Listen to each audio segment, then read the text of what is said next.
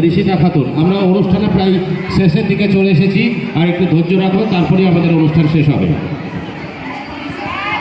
নমস্কার, আমি ঋষিতা খাতুন। আজ পশ্চিমবঙ্গ দিবস। এই উপলক্ষে আমি একটি আবৃত্তি করে শোনাতে চাই কবিতা 20শে জুনের ডাক, এটি সংগৃহীত। আজ 20শে জুন, পশ্চিমবঙ্গ দিবস। এই দিবসে জেগেছিল নতুন আশা, নতুন পরিচয়।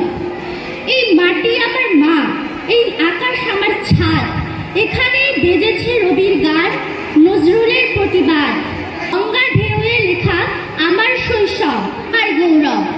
ভাগ হয়েছিল দেশ, ভাগ হয়েছিল প্রাণ, তবু হার মানেনি আমার বাংলা, রেখেছে সম্মান।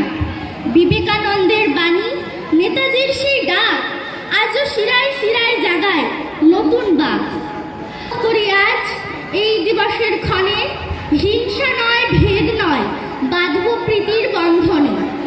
শিক্ষা দিয়ে, কর্ম দিয়ে গড়ব নতুন ভোর, বিশ্বের দরবারে পৌঁছে দেব